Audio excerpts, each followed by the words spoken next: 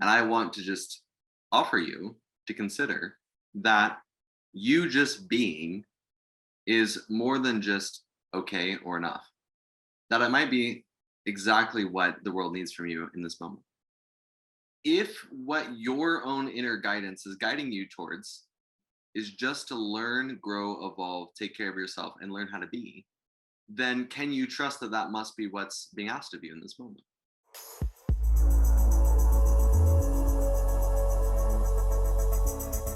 It's tricky because the world's a big place and there's a lot of stuff going on. And there's a lot of people who are not ready to own their own triggers, to take responsibility for their pain, to even notice that how they perceive the world is in part their own beliefs, right? And to honor, oh, I feel like being upset with someone else over the internet, and having the enough awareness to go, why don't I take a look at myself about why I feel that way, right? As opposed to just going and doing it and assuming that attacking other people is what helps the world. There's lots of different ways to help the world. Sometimes that's what's necessary, maybe, I don't know. But very often, you just have to recognize that most people aren't ready yet to do that level of inner work with themselves. If you're aware enough to know that, then it's our jobs to do exactly what you did, which is, oh, I can see that I'm being offered the opportunity to get pulled into this game with this person. But I can also just see that they're in a lot of pain and they don't know what to do with it. And they're trying to heal themselves in a very strange way. And so my job's not necessarily to play into it or question myself. My job's to let them have their journey and let the fact that I represent whatever it is to them to just do what it does. And then come back to my alignment where I'm anchoring what my truth is. And maybe my truth is right now that I'm just here to be and be a space, right? And even be a space for what's coming up inside of myself that's authentic and real. Like we're all little microcosms of the world, right? So sure, we should do things and act and help in an external fashion. But the other side to that is what are we doing for ourselves in an internal fashion? And you holding space for a little bit of depression or whatever, whatever it feels like coming up in you so that it can finally be seen, loved, and held and released means a little bit of suppression just left with that vulnerability, right? A little bit of, I'm too afraid to open up to other people, just left the room when you open up to that vulnerability. And that might seem really small, but if everyone was doing that for themselves, we all know we would already be living in a completely different world. So all I see is that you're just being a space for what's real and being willing to stand in that when other people might argue that you ought to be doing something different and that that's not helpful. And being willing to see that from a higher level and go, actually, it is helpful. And you don't need to necessarily see that it's helpful. I'm just going to keep doing what I need to do. How beautiful that is. Something, although it's a bit premature because we're going to talk about it in a future module, but I want to mention it now because it's so important and the world is going through a lot and there's a lot of energy moving, a lot of density, a lot of shadow, a lot of realizations, a lot of pain, a lot of grief is in the world right now. And I want you to just hear this for a second. It's my favorite definition I ever heard of trauma. Trauma is when something happened to you, and it could be a big thing or a little thing, right? Like Anslin was saying, we've all experienced a lot of trauma or a lot of pain just from growing up the way we grew up.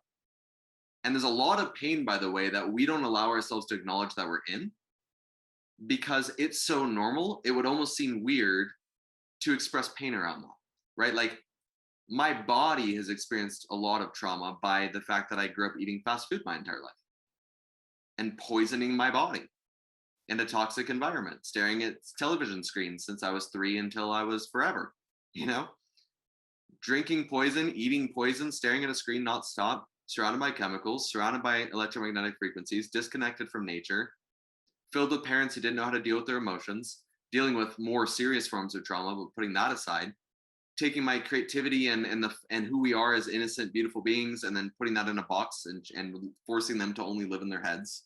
And a million other things that are just part of our world that when you really start to become aware and think about it and you look back on it, you realize, wait a second, that's fucking crazy. And I had to endure all of that. And I'm still here, which is kind of amazing. Like to me, the fact that everyone is even functioning as well as anyone is functioning is a miracle. Like, I don't know how anyone is doing this. We should all be completely insane. No one should be functioning under these conditions. And yet, the miracle of our bodies and the power of our consciousness is like we can take all that on, not only handle it and be relatively sane, stable, and kind to one another, and not a danger, more or less, not, raping, pillaging, and plundering in all moments. The fact that we have some level of stability in our world is completely insane. And then beyond even that there's a huge mass movement of people who are starting to actually wake up spiritually and realize that they do have the capacity to change their lives, that they do have the capacity to heal, that they do have the capacity to connect to something greater than what they've been taught, and that we're waking up as a collective through all of the shit that we've been through and experience all the time in our bodies is an absolute miracle. And so the amounts of unexpressed grief that we have or pain that we have around the normal things is often what I notice we just don't even let ourselves process, but it's still in there. And so what trauma is when something happens to you at a time when you're unable to process it, right? So let's say you're 6 or you're 13 or whatever. We've all experienced trauma. So let's say that you are, a 7-year-old and you just experienced some adult level things, some things that are way above your emotional capacity, your maturity to be dealing with. And yet here you are dealing with it. What the body does and the consciousness does is it goes, I can't actually process that right now. It's way above where I'm actually at. I'm going to store it somewhere deep down inside of the body and wait. And then if and when the person becomes mature enough to actually feel those pains in a healing way, I'll come out of the body and reveal myself to them so that this can finally be healed. So you might notice throughout the duration of this course or throughout the healing journey you've already been on that, you think you're going on this healing journey and you're going to wake up and it's spiritual and it's all these amazing things. And then the more you mature, the more shit just keeps coming up from the depths. And you're like, I don't even know where that came from. I didn't know that I had some depression down there. I didn't know that there was anxiety in my body. Or I didn't know that this pain or this grief was there. Or sometimes even these memories were there. And they start to come up. And sometimes we can judge ourselves for that or feel like I'm not making progress because this pain's coming up or these beliefs are coming up. But from my perspective, what it means is that you're now mature enough to finally see that part of you that's been dormant, waiting for you to grow up enough to be able to handle it. Does that make sense? So finally, 7-year-old you's going, holy crap, I can finally go to you and you can hold space for me and see me finally without judging me, without making me wrong, without trying to suppress me again, without telling me that it's not okay to feel those feelings. And instead, I can finally be released out of the nervous system, out of the past, and I can become whole and free again. And so the invitation is things just keep moving throughout this course, and we have some modules specific to this, and we have some processes specific to helping you with this.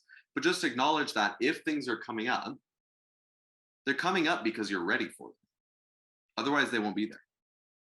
And the things you're not ready for, they're still inside of you, and they haven't come up yet. And you may or may not even know they're there because you're not ready for them yet. But the things that are coming up, it's because you've reached a level of maturity that you're ready to endure it. So get excited when your shit comes up because it means you're ready to deal with it. And it means on the other side, you're free of it, right? You've released another layer and more of who you actually are, more of who you could be gets to shine through.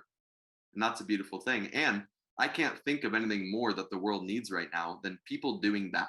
We've all been confined to our houses and our spaces and whatever for a long time now.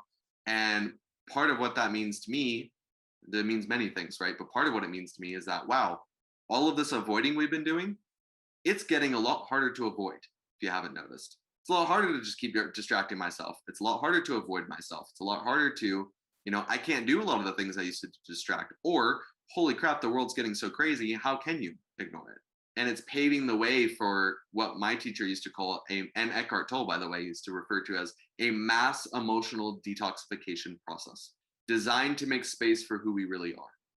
But who you really are is buried underneath everything you've been unwilling to feel. And now the world's feeling.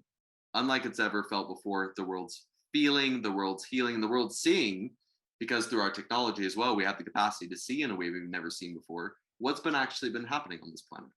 And whatever you believe about that, whatever you think is happening, that's for you. But whatever it is that you're seeing, It's now being seen in a way that wasn't even possible until now.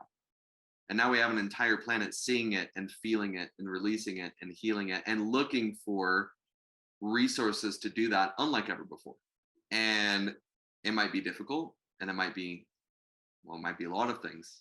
But I do believe that on the other side, something incredible is going to come out the process, because we don't know what we're actually capable of when we're not dragging around all of this baggage, right? Like think about that for a second. You don't know who you are without all the crap you haven't yet processed that's still running your life, right? The belief systems you're not aware of that are running the show, the parts of you that are unintegrated, the trauma that hasn't been felt, the pain that's been repressed.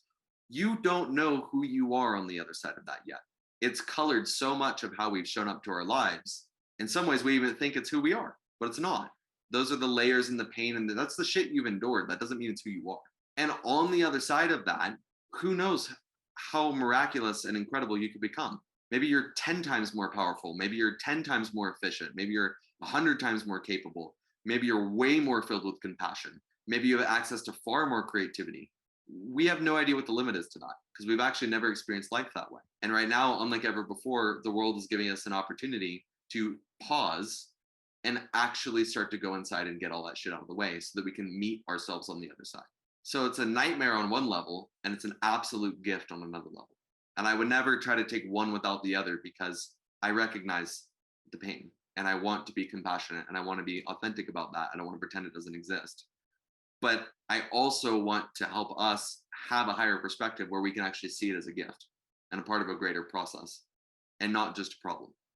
Last thing I'll say about that, Matt Kahn, one of our favorite teachers, he made this statement that I love. He said, to be willing to anchor the light in the middle of all this fear and chaos. And to anchor the light, that can be a very spiritual idea where you're literally anchoring higher vibrational frequency. And I love that. And I love to play with that.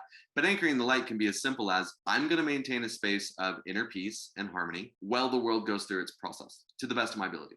And I am going to understand that something more beautiful and powerful must be emerging on the other side. And even though I can't see that future yet, not directly, I'm going to be willing to stand for that potential. Well, everyone else around me totally believes that this is the end, that it's over, that the darkness has come, that it's only going to get worse, and that nothing's on the other side of that, right? Matt Kahn described the capacity and the willingness to do that in the presence of other people who think that, how fucking dare you? How dare you be peaceful? How dare you be working on yourself? How dare you be happy? How dare you be thriving? Can't you see what's happening in the world? And to be willing to go, yes, that's why I'm doing this. That's why I'm unwavering in finding ways to be grateful, and finding ways to be aligned, and cleaning up my own shit, because that's what needs to happen. And to continue to anchor the future that's coming before it's here, no matter what. And even be willing to hold space while you go through your process.